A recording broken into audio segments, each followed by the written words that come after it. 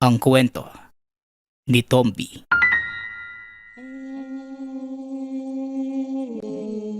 Ang kwentong ito ay hango sa totoong buhay. Mula ito sa isa nating tagapakinig. Karanasan ito ni Demi. Walang eksaktong taon. Probinsya ng Antique. Nang mga panahong ito, nababalot ng takot ang buong baryo. Marami sa kanila ang hindi lumalapit sa karagatan dahil sa mga nilalang na naglipan. Ngunit tanging pangingisda lamang ang ikinabubuhay ng mga tao doon. Wala silang magawa. Marami na ang namatay dahil sa kagagawa ng mga elementong nangunguha ng tao. 14 na taong gulang si Demi na mga panahong yun nang maganap ang isang pangyayari na nakapagpabago sa sitwasyon ng baryo hanggang sa may manggagamot na napadpad sa lugar. Hindi sinasadyang napalapit ito sa dalampasigan at naramdaman ang presensya ng mga nilalang. Mukhang hindi lang sakit ng katawan ang nararanasan ng mga tao rito. Manong, ano ba ang meron sa karagatang yan? Bakit wala ni isang bangkang pumapalaot? Wika ng lalaki. Sa kabila ng katotohanang alam na ng binata ang nangyayari, mas ginusto pa din itong malaman mula sa mga tao ang totoo. Maniwala ka sa aking bata. Isinumpa ang karagatang yan at wala nang gusto na lumusong. Dahil hindi na sila nakakaahon, natatagpuan na lamang ang katawan sa tabing dagat. Tuyong-tuyo na parang hinigop ang lahat ng laman ng katawan. Tugon ng matandang lalaki. Ama ni Demi. Natawagin na lang natin sa pangalang Neryo. Ganun ba? Nakita niyo naman ba kung ano ang may gawa? Hindi. Pero sigurado kaming may mga nilalang sa tubig. Sila ang kumukuha at pumapatay sa mga taong nagagawi dito. Kung wala kayong nakikita, paano niyo nasasabing may naninirahan dito? Batay na din sa pagkamatay ng mga residente at pagkawala ng ilan sa amin. Kaya wala ni isa sa mga taga rito ang pumapalaot. Nabubulok na lamang ang mga bangka sa dalampasigan. Ayaw na mga taga dito na mapahamak. Ganun ho ba? Gusto kong maranasan yung sinasabi mo. Tara na. Tatapusin ko muna ang panggagamot sa pasyente. O sige, matanong ko lang. Ano bang pangalan mo, iho? Tawagin niyo na lang ho ko sa pangalang Lucario. Ganun ba? Debe, sabahan mo nga itong si Lucario sa bahay ng tiya isa mo. Opo, tay. Ako na pong bahala. Wika ni Demi. Habang nasa daan, pinagmamasdan lamang ng binata ang lalaki. Namamangha ito. Malaki ang katawan ni Lucario. Mahaba ang buhok at kapansin-pansin ang burdas sa katawan. Maging ang dalawang itak na nakasukbit sa tagiliran ng lalaki. Natigilan lamang ito nang bigla itong magtanong. Bata, malayo pa ba tayo? Tanong ni Lucario. Hindi po. Liliko lang po tayo dyan sa puno ng nyog. Yan na po yung bakura ng tiyahing ko. Tugon ni Demi. Mabuti naman kung gano'n. Pagdating natin doon, antayin mo na lang akong lumabas. Huwag ka nang sumunod ha. Po, gusto ko nga makita kung paano kayong manggamot eh. Tapos, Iiwanan niyo ako sa labas? O sige, ikaw ang bahala. Pero uunahan na kita ha. Hindi ka aya-aya ang makikita mo. Ayos lang po yun. Tara na po. Siguradong kanina pa nag-aantay si Tia Isa. Wika ni Demi. Pumasok ang dalawa sa loob ng tahanan. Nakita ang nakaratay na dalaga. Demi, ito na ba yung manggagamot na sinasabi ni Neryo? Tanong ko lang, may nais ho ba kayong inumin? Tanong ni Tia Isa. Kabilang ho yung sa akin. Uy Bubet, bakit hindi ikaw yung kumuha nun? Lubos-lubusin mo na. Total, gusto mo ding sumama dito, hindi ba? Utos ni Lucario. Dali-daling kumuha ng kape ang binata. Iniabot ito kay Lucario. Matapos ay naupo si Demi sa tabi ng pinto. Habang pinapanood ang manggagamot, hinawakan nito ang pulso ng pinsan ni Demi. Natawagin na lang natin sa pangalang Ani. Matanong ko lang iya, saan ka huling nagpunta? Magsabi ka ng totoo. Tanong ni Lucario. Napatingin ang dalaga kay Aling Isa na tila nagdadalawang isip na sumagot. Sige na, Ani. Sagutin mo yung tanong ng manggagamot. Wika ni Aling Isa. Huwag kang matakot. Walang sino man ang magagalit sa'yo. Isa pa, kailangan kong malaman ang totoo para malaman ko kung ano ang gagawin sa'yo.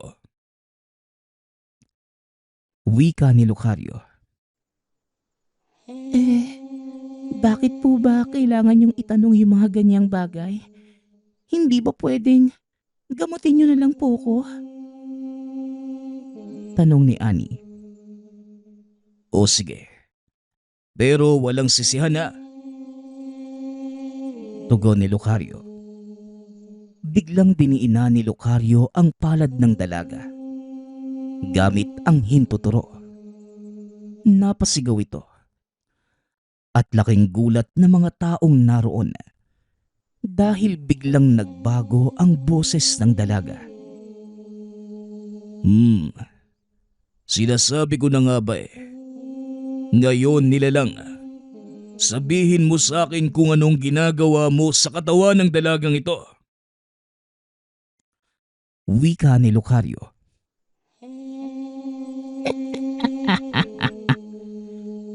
Napakatalas talaga ng iyong pang-amoy, Lucario. Bakit pa kailangan mo pang makialam? Akin ang katawan ng dalagang ito. Hindi ko hahayaang makuha ng iba ang malusog na katawan ng dalagang ito. Tugon ng elemento.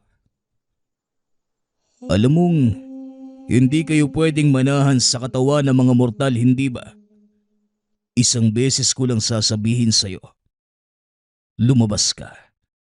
Iwanan mo ang katawang ito kung ayaw mong magkaroon ng problema. Hindi. Hindi pwede. Dahil sa oras na lumabas ako sa katawan ng dalagang ito, sigurado kong kukunin siya ng engkantong dagat. Hindi ko malaman kung pinoprotektahan mo ang dalagang ito o nagiging makasarili ka lang. Pero uulitin ko sa'yo, lumayas ka kung ayaw mong magkaproblema sa akin. Pangako, wala akong balak na masama sa dalagang ito. Nais ko lamang siyang protektahan. May magandang bukas ang taong ito. Wika ng engkanto. Nang marinig ang paliwanag ng elementong nasa katawan ng dalaga, naniwala naman si Lucario sa sinabi ng nilalang. Kaya kagad niyang kinausap si Aling Isa. Walang sakit ang anak mo, Manang. Pero may kailangan akong gawin. At malaking tulong ang dalagang ito sa binabala ko. Wika ni Lucario. Kung ano man ang binabalak ninyo, sana lang hindi mapahamak ang anak ko. Tugon ni Aling Isa. Pangako, hindi siya mapapahamak. Magtiwala ka. At ako nang bahala. Muling wika ni Lucario. Matapos makipag-usap kay Aling Isa, muling hinarap ni Lucario ang nilalang na nasa katawan ng dalaga. Sabihin mo sa akin kung ano ang binabalak mo. Tanong ng engkanto. Balak kong solusyonan ang dalawang problema sa isang bagsak lang. Pero kakailanganin ko ang tiwala at tulong mo. Kung talagang hangad mo ang ikabubuti ng dalagang ito, ipagkatiwala mo siya sa akin. Tugon ni Lucario. Hanggat walang magiging banta ng panganib sa kanya, pumapayag ako. Ngunit sa oras na mapahamak si Ani, sisiguraduhin kong mananagot ka sa akin.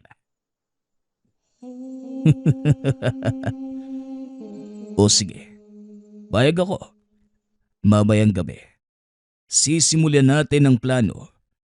Sa ngayon, hayaan mo munang makapagpahinga ang dalaga. Wika ni Lucario.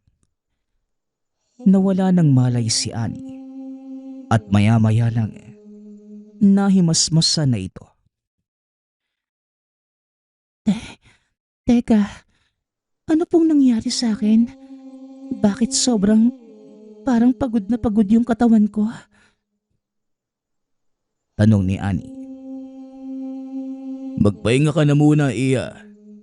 Kakailanganin mo ang lakas mamayang gabi. Tugon ni Lucario. Hindi ko po maintindihan. Nay, ano po bang ibig sabihin ng lalaking ito? Saka, bakit po ba siya nandito sa bahay natin? Tanong ni Ani. Isa siyang manggagamot, anak. Tutulungan niya tayong gumaling yang nararamdaman mo. Maayos naman po ko na ya. Nangihina lang po yung katawan ko. Saka, nananaginip ng kung ano-ano. Maliban po doon, wala naman po kong ibang nararamdaman.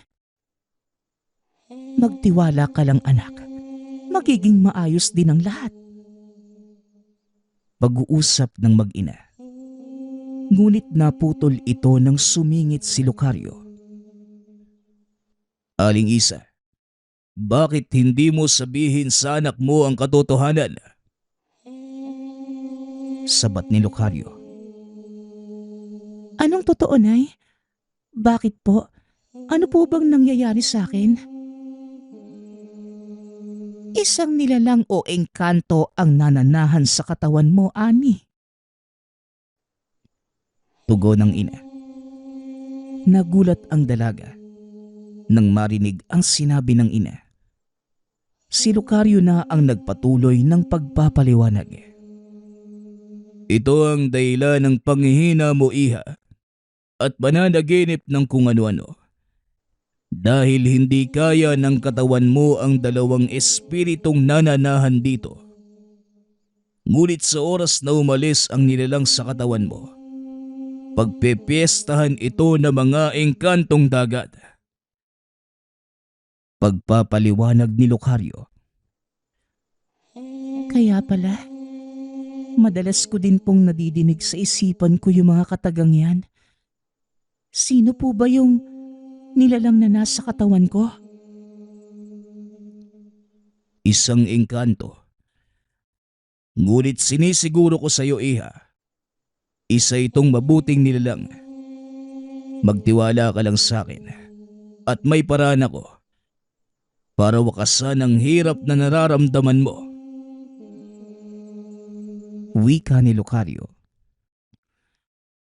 Napatango ang dalaga Bilang pagsang-ayon, patuloy lamang na nakikinig si Demi sa mga nangyayari. Nakaligtaan na nitong kailangan niyang umuwi. Alam na mga magulang nito na nasa tahanan siya ng tiyahin. Kaya hindi na nag-abala ang binatang bumalik sa tahanan upang magpaalam.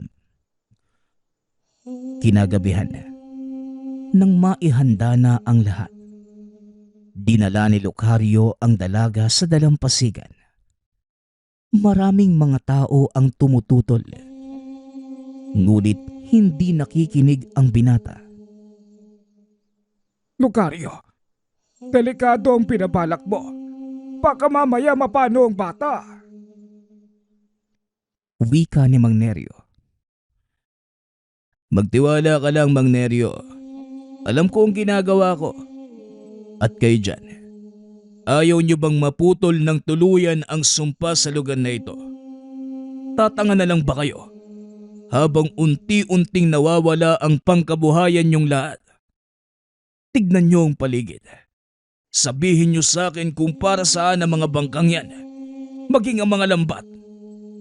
Naparito ko, hindi lang para gamutin ang dalagang ito, kundi tuluyang wakasan ng takot na bumabalot sa baryo ninyo. Wika ni Lucario. Pero bakit si Anne? Ano bang meron sa kanya? Ang pamangkin mo ay may kakaibang kakayanan. Malakas ang kanyang espiritual na kakayahan. Kaya niya nagawang kanlungin ang engkanto sa loob ng katawan niya. Dahil doon, ito ang hinahabol na mga engkantong dagat. Mas malakas na kaluluwa. Mas masarap yun para sa kanila. Ano naman ang balak mong gawin? Bakit kailangang ipain mo ang pamangkin ko? Sa pamamagitan ni Annie, palalabasin ko ang mga engkantong dagat at susubukan kong makipagkasundo. Ngunit sa oras na may gawin silang hindi maganda, sisiguruhin kong walang matitira sa kanilang buhay. Pagpapaliwanag ni Lucario. Nanahimik ang mga tao nang madinig ang sinabi ng lalaki. Matagal na din nilang gustong makapagpatuloy sa kanilang hanap buhay. Ngunit hinahadlangan ito ng takot sa mga naglipa ng nilalang. Kinausap naman ni Lucario ang dalaga. Sumang-ayon naman ito sa kanyang binabalak. Matagal nang naghihikaos ang aming baryo. Hindi namin alam kung saan kukuha ng makakain. Nahihirapan na din po yung mga magulang ko. Kung ito lang po yung tanging paraan. Sige po, Mang Lucario. Pumapayag po ko na magsilbing pain. Wika ng dalaga. Maya-maya ay pinalusong na ito ni Lucario sa tubig. Nagtakip na lamang ng bunganga ang mga taong nanonood dahil sa takot. Ngayon, iha, ipikit mo ang iyong mga mata. Utos ni Lucario. Ipinikit naman ni Annie ang mga mata. Nagsimulang mag-usal na mga dasal si Lucario. Nawalan ng malay ang dalaga at hinayaan niya itong lumutang sa tubig. Siguruhin mo lang na walang mangyayari sa kanyang masama, Lucario. Dahil ako ang kakain ng kaluluwa mo. Kung sakaling may mangyari sa dalagang yan. Banta ng engkanto. Magtiwala ka lang sa akin, engkanto. Sa hudyat ko, muli kang papasok sa katawan ng dalagang ito. Tugon ni Lucario. Nag-antay lang ng ilang minuto ang lalaki at nang maramdaman ang presensya ng engkantong tubig, sinabihan nito ang elementong nananahan sa katawan ng dalaga na pumasok. Nang muling makapasok, Itinali ng lalaki ang isang kwintas na gawa sa itim na kabibe. Biglang nakarinig ng nakakabinging sigawan ang mga tao. Napatakip ng tenga ang mga ito. Ang ilan ay nagdugo pa ang ilong dahil hindi makayanan ang lakas ng presensya ng mga nilalang. Nilingon ng matanda si Mang Neryo. Sinabihang paalisin ang mga tao sa lugar dahil maaari silang mapahamak kung sakaling mamataan sila ng mga engkantong tubig. Dali-dali namang nagsitakbuhan ang mga ito palayo sa dalampasigan. Naiwan si Demi na nakatago sa puno ng nyog. Pinagmasdan nito ang susunod na mangyayari. Hanggang sa nagpakita ang isang malaking nilalang. Malapogita ang itsura nito. Mahaba ang mga galamay. Matatalas ang ngipin. At nababalot ito ng makakapal na kaliskis. Nilapitan nito si Lucario at ang dalagang hawak-hawak ng lalaki. Ano pang hinihintay mo, engkantong dagat? Bakit hindi mo siya kunin? Ano ito? Isang uri ng alay. Pasensya na. Pero hindi kami mabubusog ng kapiranggot na karne. Wika ng engkantong tubig. Huwag kang mag-alala. Pampagana lang ito. Bakit hindi mo siya hawakan? Hindi ka ba natatakama? Wika ni Lucario. Nakita nito ang kakaibang tingin sa mata ng engkantong tubig. Marahan nitong inilapat ang galamay sa tiyan ng dalaga na siyang malaki nitong pagkakamali. Dali-daling hinawakan ni Lucario ang galamay ng nilalang. At kahit gaano pa kadulas ang mga ito, hindi niya magawang makawala.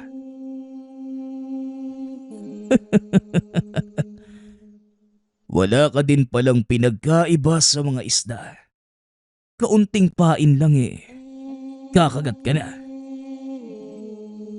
Wika ni Lucario.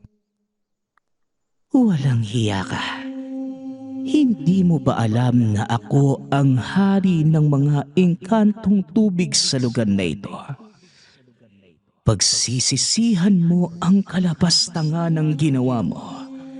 Hindi ka sasantuhin ng mga alagad ko. Alam ko, at ikaw mismo ang pakay ko. Alam mo ba kung bakit hindi ka makakawala? Pagmasdan mong mabuti kung anong nilalang ang nakapulupot sa katawan mo. Wika ni Lucario. Nanlaki ang mga mata ng engkantong tubig nang makita ang naglalakihang baging na nakapulupot sa katawan. Hawak pa din ng lalaki ang galamay ng nilalang. Samantalang si Ani naman, unti-unti nang papalayo, papunta sa dalampasigan. Dali-dali itong sinagip ni Mang Neryo at dinala sa buhangin. Walang hiya kang antinghero ka. Naisahan mo ko. Pero wag kang magpapakampante dahil isang utos ko lang sa aking mga alagad ay siguradong natigil sa pagsasalita ang engkantong tubig. Sinong mga alagad? Mukhang wala na sila sa likod mo. Sabat ni Lucario. Nagulat ang nilalang nang malamang nagsipulasa na ang mga alagad. Ibinaling nito ang tingin kay Lucario.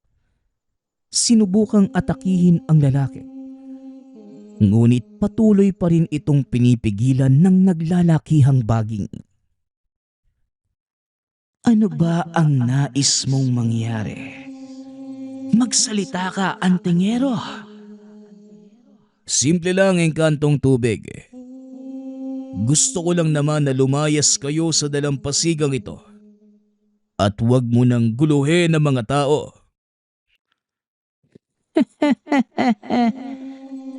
Guluhin ng mga tao. Hindi kaya kabaliktaran ng sinasabi mo? Bakit? Anong nakakatawa sa sinasabi ko? Ang mga tao ang unang nanggambala sa amin. Sinira nila ang ilan sa aming mga tirahan. Inabuso ang karagatan at nilaso ng tubig. Ngayon, kami naman ang nawala ng tahanan. Sa palagay mo, wala ba kaming karapatang magigante? May punto ka nga naman. Pero sa tingin ko, hindi pa rin tamang pumatay kayo ng mga tao at gawing pagkain. Kung nagkamali man kami, gayon din kayo. Kaya ano sa tingin mo ang mas magandang gawin? Bakit hindi na lang tayo magkaroon ng kasunduan? Kasunduan. Kilala ko ang hilatsya niyong mga elemento. Alam kong hindi kayo marunong tumupad sa mga kasunduan. Kaya ano ang magiging kasiguruhan ko na hindi mo sisirain ang pangako mo kung sakaling pumayag ako? Alam kong nasa pangangalaga mo ang itim na perlas. Bakit hindi mo ito gamitin laban sa amin? Kung talagang diskumpiyado ka, wala sa mga nilalang ng karagatan ang makakapantay ng kapangyarihang taglay ng itim na perlas na yon. Kaya naman, pabor sa'yo kung sakaling gamitin mo ito. Pag-uusap ng dalawa. Ngunit mabilis na kumilos si Lucario. Dali-daling sinuntok ang nilalang. Napasigaw naman ng malakas ang engkantong tubig. Ano ka mo? Hindi mo ko kailangan linlangin. Alam kong ang mutya ng itim na perlas ang nagbibigay ng lakas sa inyo. Kaya dahil sa ginawa mo, tanggapin mo na lang ang kaparusahan ko. Simula sa gabing ito, hindi na kayo maaaring lumampas sa itatalaga kong hangganan at oras. Pagsapit ng 2:00 ng gabi, hahayaan niyo ang mga taong mangisda hanggang sa sumikat ang araw. At pagsapit naman ng hapon hanggang hating gabi, saka pa lamang kayo maaaring umalis sa inyong mga lungga. At para naman maging patas sa inyo, ang sino mang taong makita niyong sumisira ng karagatan, maaari niyo nang gawing hapunan. Ito ang kasunduang inilatag ni Lucario.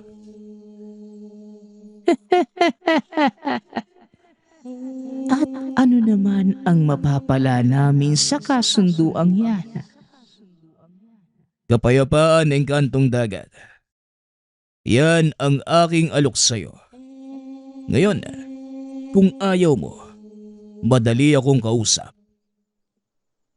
O sige, hanggat kaya mong pangatawanan ang sinasabi mo, tutupad ako sa kasunduan. Ngunit sa oras na lumabag ang mga tao, alam mo na ang mangyayari. At para mas sigurong tutupad ang bawat isa sa kasunduan, iiwanan ko sa karagatang ito ang mutya ng itim na perlas. Nang sa ganon, sino man ang sumira sa kasunduan, kagad kukunin ang kaluluwa. Ano? Ayos na ba sa'yo ang ganon? Siguruhin mo lang, antingero. Dahil sa oras na hindi masunod ang kasunduan, uubusin namin ang mga taga-baryo at kasalanan mo ito. Pag-uusap ng dalawa. Matapos ay lumubog na sa tubig ang elemento. Bumalik sa dalampasigan ang lalaki. Kinausap ang mga taga-baryo. Ipinaliwanag nito ang kasunduan at kung ano ang maaaring maging kapalit sa oras na sumira ang magkabilang panig. Nauunawaan naman ito ng mga taga-baryo. Kaya simula ng araw na yon, hindi na sila nangahas na sirain ang karagatan. Ipinagbabawal din nila ang pagpasok ng ibang mangingisda sa kanilang karagatan.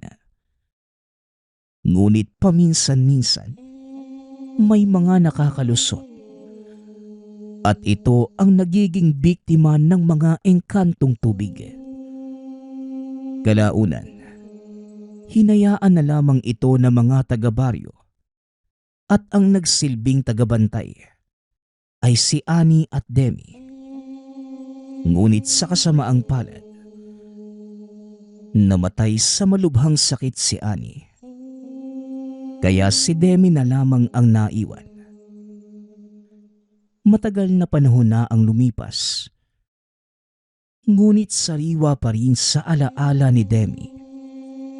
Nang minsan, magkaroon ng kasunduan ang antingero at engkantong tubig. Ang susunod nating kwento ay mula sa isa nating tagapakinig. Karanasan ito ni Roger. Walang eksaktong taon. Probinsya ng Iloilo. Si Roger ay bunso sa 4 na magkakapatid. Nag-iisang lalaki. Kaya madalas ay napagbibigyan sa mga luho. Ang tanging ikinabubuhay ng pamilya ay pangingisda. At may malapad na palaisdaan na ipinagkatiwala sa ama ng isang mayamang taong nakatira sa Maynila. Dahil malayo sa kabiasnan, pinili nitong ipagkatiwala sa ama ni Roger ang ari-arian. Maabilidad ang ama pagdating sa ganitong trabaho, kaya marami ang nagrekomenda na gawin siyang bantay. Noy, marami ang nagiging trabaho dito sa palaisdaan. Tulungan mo ko dito ha. Si nanay mo at si nene na ang bahala sa gawaing magagaan. Ikaw ang lalaki, kaya dapat ikaw ang mas matipuno kaysa sa mga ate mo. Wika ni Tatay Tasyo. Naku Tasyo, hayaan mo na yung anak mo. Kahit anong ituro mo dyan puro naman kalokohan ang laman ng utak niyan. Tignan mo.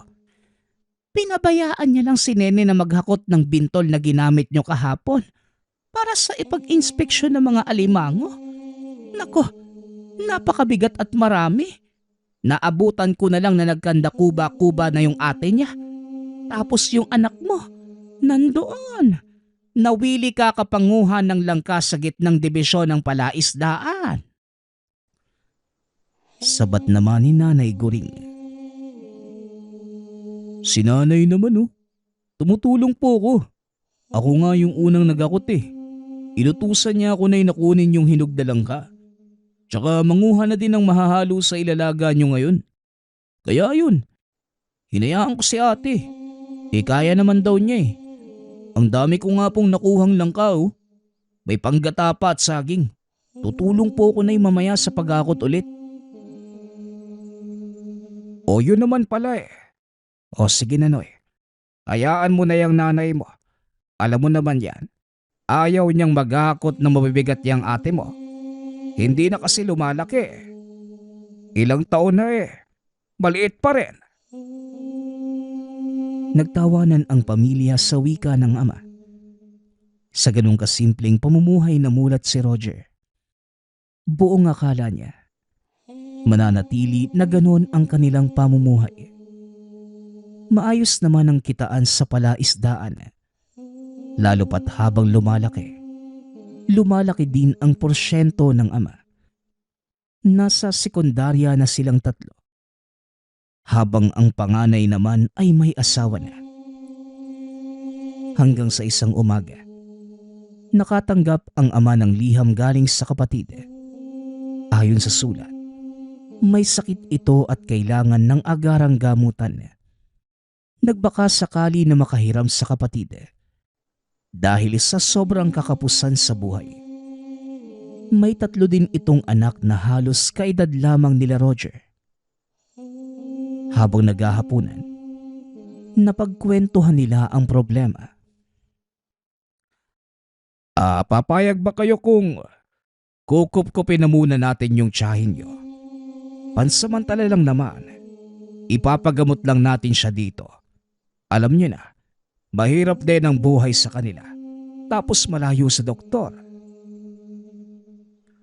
Tay, hindi po ba mahirap? Magpapatira tayo ng ibang tao sa bahay. Alam niyo naman pong hindi kami sanay na may iba.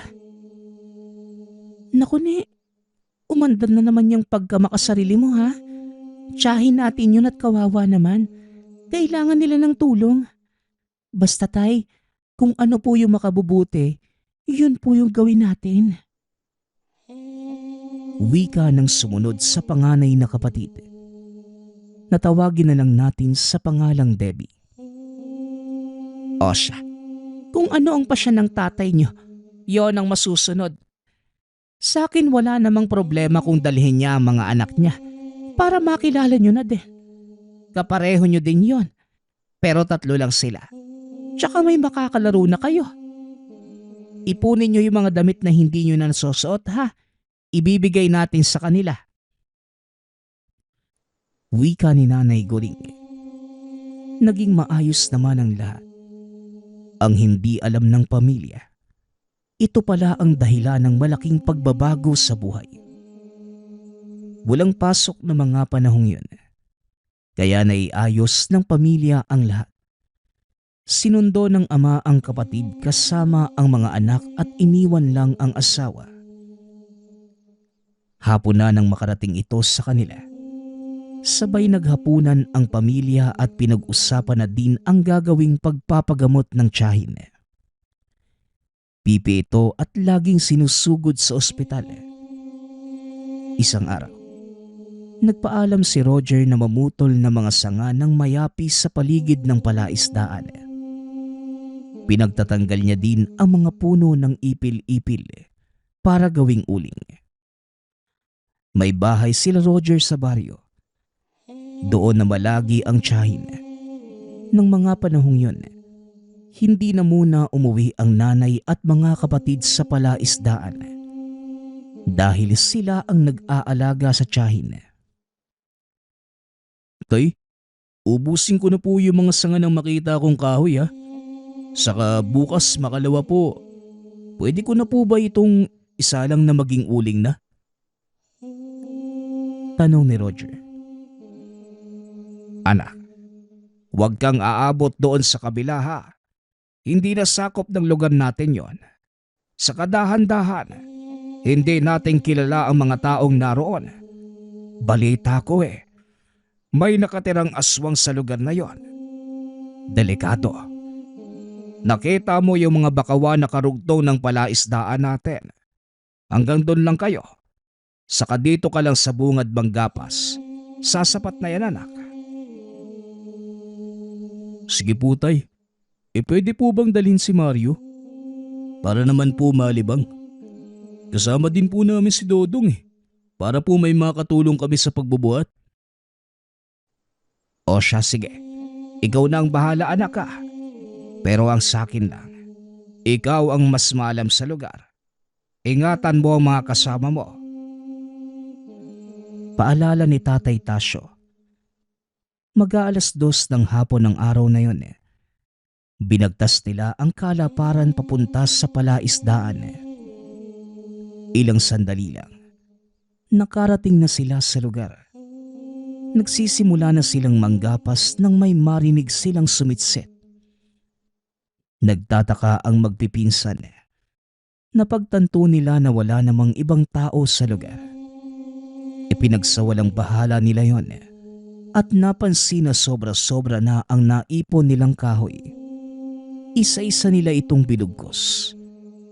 Sa sobrang pagkaabala, hindi na nila namalayan ang paglubog ng araw.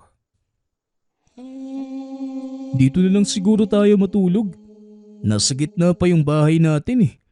Gagawa na lang tayo ng pwedeng maiunan. Tsaka maliit na papag. Mamaya papunta na din si tatay dito. Oras na ng pagpapalit ng tubig sa bangusan eh. Wika ni Roger. Sige Noy, pwede ba tayo bang basnay ng mauulam? Nakakatuwa naman. Walang ganito sa amin eh. Natutuwang wika ni Mario. Mag-aalas 6 na mga sandaling yun. Kampante ang binata na ligtas dahil kabisado ang lugar. Ngunit nagkakamali siya. Habang sinasalansan ang mga kahoy ay nakarinig sila ng pag-ungol. Sobrang lapit lang nito sa kanilang kinaroroonan. Napatayo ang magpipinsan at nagpalinga-linga kung sino ang umuungol. Biglang may lumabas sa damuhan na isang figura ng tao. Uy sus, si tatay lang pala. Tinakot mo po kami ah. Magsisiga na po kami tay. Tapos diretso na po kami sa bahay. Wika ni Roger. Habang nagsasalita, napansin niyang hindi man lang ito sumasagot. Medyo madilim sa lugar at wala din silang dalang sulo o flashlight para makita ng malinaw ang taong papalapit sa kanila. Bigla itong umangil sa harapan nila at sinakal si Mario. Sa sobrang takot ng dalawa, napasigaw pa si Roger. Tay, wag po. Si Mario po yan, anak yan ni Tia. Tulong! Tulungan niyo po kami! Wika ni Roger.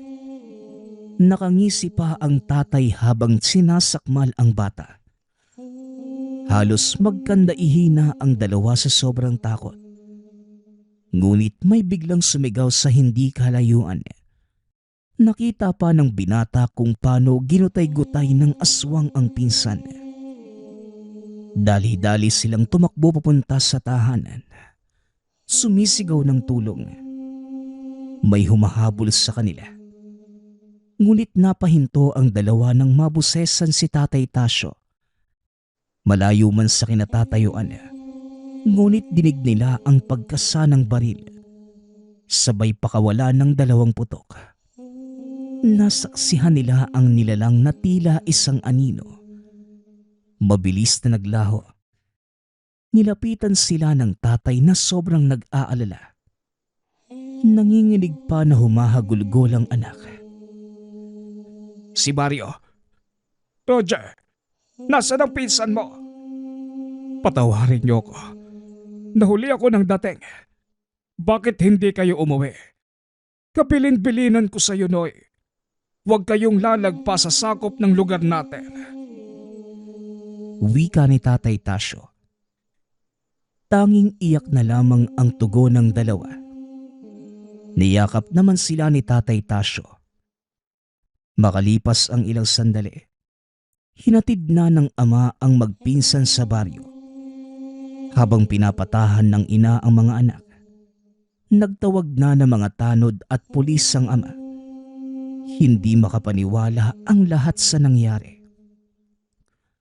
Mag-aalas 10 ng gabing yun, halos buong baryo ang naglibot sa palaisdaan upang makita at mapuksa ang aswang. Ngunit nabigo ang mga ito. Maging ang kubo na malapit sa palaisdaan ay wala nang nakatira. Inipon na ng mga pulis ang mga natirang parte ng katawan ng bata. Hindi sila makapaniwala sa nangyari. Inumaga rin ang lahat sa pagroronda. Maging sa baryo at karatig nito ay naalarma din dahil sa insidente. Imbis na gumaling ang inang nagpapagamot, Mas lumala pa ito dahil sa sobrang pagdadalamhati sa anak. Lahat ng sisi ay nabaling kay Tatay Tasyo. Tumahimik na lamang ang pamilya. Tinanggap ng ama ang paninisi ng kapatid, maging ng buong baryo. Nang minsang sumalakay ang aswang. Nagpapasalamat nga pala ako sa lahat ng sumusuporta sa ating channel. Nawa ay patuloy niyong suportahan at pakinggan ang ating mga kwento. Hanggang sa muling pakikinig. Paalam.